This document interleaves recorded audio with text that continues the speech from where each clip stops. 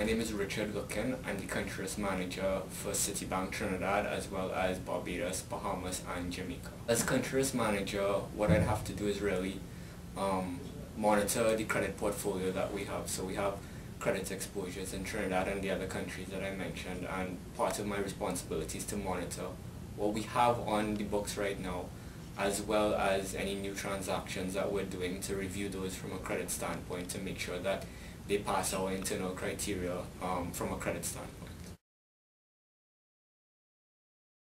Obviously, what all financial institutions or people in finance look for is you need to have a strong academic background, obviously. Not just that you've been able to go to university and you've gotten all A's, but you really understand what it is you're doing. And if you have a passion for it, all the more better. I think that's what people look for. They want to know that you want to learn and continue to learn more about finance, because obviously what you learn in university is only the tip of the iceberg. And when you get into the real world, and this is something that I think a lot of people, including myself, have experienced, when you get into the real world, it's very different from what you've learned. You learn in university how to value a bond, and you use whatever formulas there are, and you understand that. In the real world, yes, it's like that, but there's this twist, there's that twist. It may not be as straightforward as it is in the textbook. They say, this is how you price a bond, this is how it should be. When you get out into the real world, market factors take precedent over what the formula says it should be.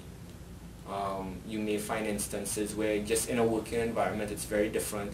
You think you've come here and you want to just do finance, but then you realize you have to interact with people. People have their own styles of doing things. They have their own ways of trying to get things done. They have their own, for want of a better word, agendas in terms of what they're doing. And it all gets clouded up in trying to get your job done. So you need to realize as well that the first 6 to 12 months that you're on a job is probably the most important time, because that's when you're going to learn the most about the company and your career in finance or whatever it is that you want to do. Everything is a learning experience. Take nothing for granted in terms of what's given to you, and make sure that you continue to learn. To my mind, the value of an MBA, if you've done an undergrad business degree, is low from an educational standpoint. In the sense of a lot of what's covered in an MBA, you've probably already done at an undergrad level, depending on your business degree. Most times everything's going to be covered.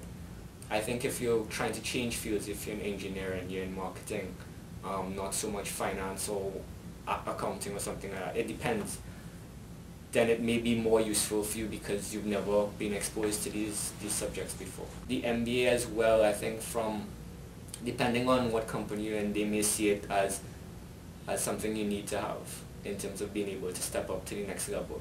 That doesn't mean that if you're able to demonstrate it in other ways without an MBA, you won't be successful. But let's be realistic. A lot of people don't stay with the same company forever. And if you move from one company to the next, or you try to move from one company to the next, and you don't have an MBA and the other guy has an MBA, chances are they may look at that more highly than work experience. It depends, but you need to give yourself as much advantage as possible in the job market out there. To me, the number one lesson that I've learned is that you should not allow yourself to fail at anything. There would have been a situation at one point in time where I had a number of things coming up to one deadline and I didn't get them done. And my supervisor, or the guy I was working with at the point in time, pointed it out to me, and I mean, it might seem silly, I made a mental note to myself, but I also wrote it down, that you can't allow yourself to fail. And if you take that attitude into anything that you do, you're forced to be successful.